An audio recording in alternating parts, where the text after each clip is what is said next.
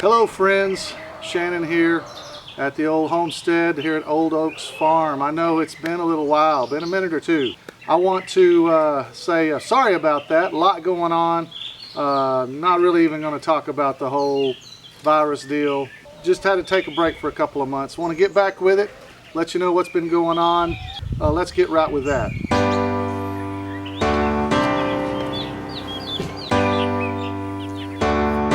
Good morning, Jolene. First of all, from an infrastructure building standpoint, it's been all about this shed right here. Just trying to, I'll show you some before and after pictures, but just trying to get this old shed up and running, and so that we could, we have to get the shed done so we can get all the junk out of the house, out of the way, so we can finish the house. We had to move all of our stuff into the house before the house is finished.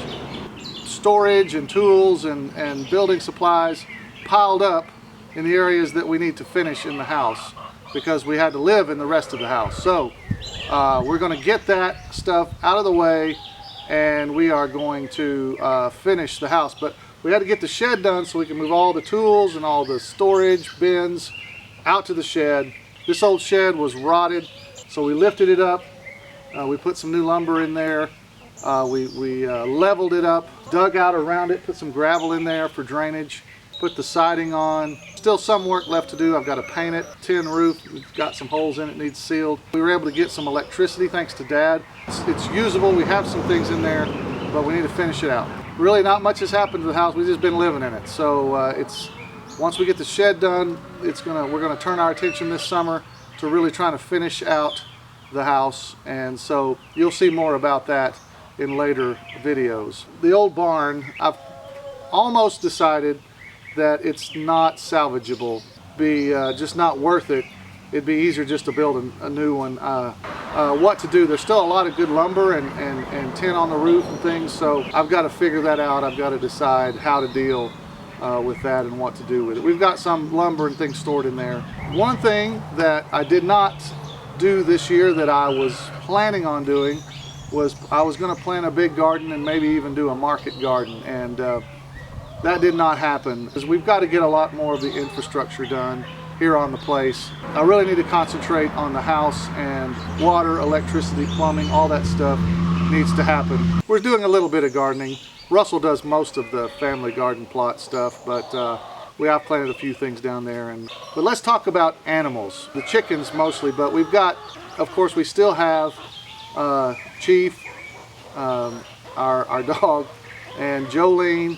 We've added a new indoor cat for Angel, and his name I think is going to be Leo. I still have my original chicken flock, which started out as 12 and now is down to 10. Lost one, I'm not sure why. I just got up one morning and she was dead in the cage. And then we lost one to predation. They got out a little early one morning, and I'm not sure if it was a stray dog or a coyote. Something just got it in the middle of the yard. I had left to go to town and came back, and she was just there dead in the yard. So we're down to 10 now, and they are still doing fine and laying well. And you can hear them right there. They're ready. They're telling me they're ready to get out. So also I have a new flock of layers, 15 new layers, different breeds, kind of a mixed flock of different breeds, and one of the reasons I did that is I wanted some different colored eggs. So I'm going to have some green layers, some white layers, some blue layers, some dark brown layers in that flock, and so I'm excited about that. There's 15 of them, and we'll talk some more about them in another video as well. And then just last week I got a new shipment of meat birds. We've got 17 meat birds, and they're going to be ready to butcher in probably another 3 months. Now, I did not get the fast-growing commercial hybrids. For one thing, they're almost impossible to get right now because of the virus. People are, I guess you could say, they're panic buying chickens, and the Cornish cross are just, you can't find them, you can't buy them. Or at least I couldn't find them. I ordered from Murray McMurray Hatchery. We ordered 16 barred rock roosters, males, and I think they'll grow out not as fast as the hybrids, but they should grow out to make a nice carcass. And so we're planning on butchering them, and we'll see. We'll just have to see how fast they grow. It'll probably be somewhere around 16 weeks when we decide to butcher them. So thanks for coming along with us and just catching up with us today on the vlog. More videos to come. I want to try to get back into this and do at least one a week. So again, thanks for joining me today.